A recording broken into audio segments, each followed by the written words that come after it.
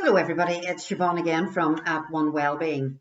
So last week we were focusing on gratitude and how being grateful and expressing how grateful you are for things in your life can really help you feel a lot better and feel a lot happier.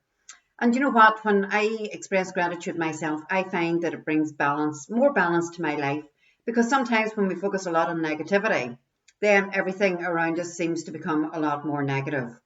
And Louise's meditation last night was focusing on emotional balance and how important it is for us to feel emotionally balanced, to feel that our life is in balance.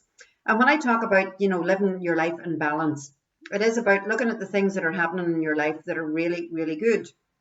And if there are things that are taking place in your life or experiences that you're having that aren't so positive, well, then how can we then start to bring about some form of balance? So I'm a life coach, and one of the tools that we use in life coaching is called the Wheel of Life. And really that allows us to look at all aspects of our lives and to look at the areas where maybe we need to put a wee bit more energy and a wee bit more focus. And when you are talking to clients in life coaching, we talk first about values. What values are important to us? And I know the values that are really important to me. And if I'm living my life aligned to my own personal values, well, then I find it a lot easier to achieve balance. So my values around transparency, openness, honesty are really, really important to me. And if I am finding myself in the company of people who are not, open and honest and are a wee bit slippy and slidey and behind your back, well, do you know what? That brings imbalance to my life. And that's when I start to feel, that crikey almighty, things aren't going that well. So when I talk about the Wheel of Life, and I will put this exercise up in the file section on the group, the Wheel of Life looks like this, right? Can you see it? I hope you can. And if you can't, you know what? We'll be able to download it off the group. So this is an exercise that I would encourage people who come to see me for life coaching to do, because do you know what? For everything in your life, when you think about the things that are important to you in your life, if you're living to your core values and purpose, and if you complete this exercise and you look at things in your life like your physical environment, your home environment, your work environment, when you look at your family, friends, and community, when you look at finances, romance, see how difficult I find it to say that word. I wonder why. Romance and intimacy, health and self-care, social fun, personal, spiritual. If you find that there's parts of your life which aren't going really well, there are things that you can do then to start to bring that balance back. And I would say living a life in balance is so important for us all, especially at this time. And I know that, the struggles that I have, and I don't know how the rest of you are feeling at the minute, but I feel like emotionally tired. I feel emotionally drained. And, I think to myself, over this period of lockdown, and now we're coming out of lockdown, why am I not feeling much more positive and a bit better? But there's something I think in the atmosphere at the minute. I don't know what it is, whether it's fear of things come back to the way they were, or being out in crowds, or whatever it is that's really draining me emotionally. And so then what is it that I can do for myself in terms of my own self-care and in terms of resting when I know I need to rest? So the Wheel of Life is really just an exercise that you can use to look at how to rebalance your life.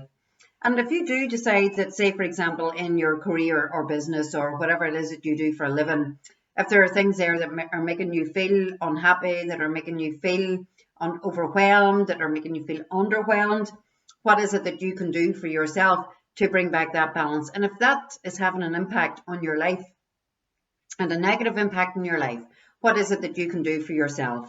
And I'm going to put this wee short exercise up as well. I mean, this is not very, very detailed, but it's just a wee way to look at, when you want to make a change in any aspect of your life, you can't make a change just by fingers crossed and hoping that it's going to happen, because generally it doesn't happen that way. What I find is that if I want to make any form of change in my life, well, number one, goal setting is really important. And we did cover goal setting way back, I don't even know how many weeks ago or how many months ago, about setting yourself achievable goals that you can aspire to achieve, goals that are time bound, goals that are measurable, that you will know when you have achieved that goal. And I suppose the easiest one is to, if you're thinking about weight loss, well, of course you can step on the scales. But when it comes to other things like, I want to change my job, or I want to change how I interact with my community or my family, then it can become a wee bit more difficult. So what I have done is just like a really short wee action plan, you see? And again, I'll put this up, and please feel free to download and print these things out and use them if you think they would be useful to you, and especially if you're looking at about making changes in your life. So when I look at the action plan, what is it that I want to change? I'll give you an example. I live here in Claddy, and I think I might have told you this story before. And I never really felt that integrated into my community. And believe me, it was not my community's fault. It was me, because I came from a small rural farm 4 miles away, like it's not a million miles away, down into this community. And I didn't feel close to the community at all. In fact, a lot of people didn't even know who I was. And a couple of years ago, I was sitting in the house one winter's night thinking to myself, am I going to spend another winter sitting here watching the soaps, which I had already thought, they're making me a bit miserable, because sometimes the storylines are a bit miserable. And then I saw an advert for cast for the pantomime in the local community here. And I thought, well, do you know what? I'm going to go and join the pantomime. Me being the dramatic type anyway, I thought, well, isn't this a great outlet for my creativity? So I went and joined the pantomime, and you know what I found? People from across the street were speaking to me by name for the first time ever. Hello, Siobhan.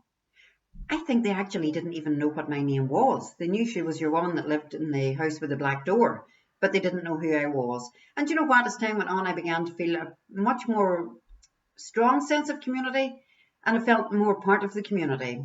And even at the start of lockdown, you know, in April time when the weather was so beautiful, and May time the weather was gorgeous, you know what? I was out at the front of the house, I was weeding, I was planting flowers, I was doing all sorts of things, getting a new fence up. In actual fact, I was talking to my neighbours as well. And that sense of community is something that I really value, and being part of that. And you know what? Feeling that you know, I have a part to play in my own community is absolutely amazing. So, you know, I had to proactively make changes myself. So when you think about it, if you want to make a change, what is that change that you want to make? What balance do you want to bring back into your life? What actions are you going to take? And write them down, because until you commit to those actions, nothing will change. And I always say, no change equals no change. And then how will you know when it has been a success? How will you know when the change has happened? Because sometimes when we're living life, number one, out of line with the values that we have, number two, if there's an imbalance, and I think about other imbalances in my own life, you know, when you're constantly giving to other people, and don't get me wrong, I've said it before, I would give my right arm to any member of my family, but sometimes it's right and exhausting, right? It exhausts me, and sometimes I just love to get back down into my own wee house and lock the door and sit down, and then I look and go, right, okay, I'm giving far too much of my time and energy to other people. And you know what? There's always somebody else who can help out. There's always somebody else who can help out.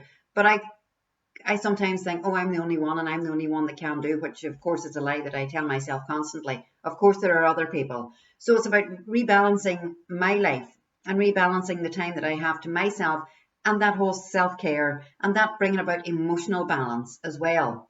And when I listened to Louise and the meditation last night, and you know, when we feel out of kilter, out of balance, it does affect everything. So balance this week is what we're trying to achieve. Balance around, you know, work-life balance. Balance in how much you give of yourself to other people. Balance in how much exercise you do. Balance in your diet.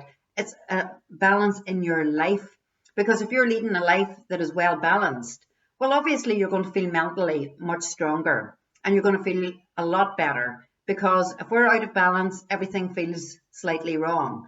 So what I want you to do this week is think about how you can start to maybe bring a wee bit of balance back to your life.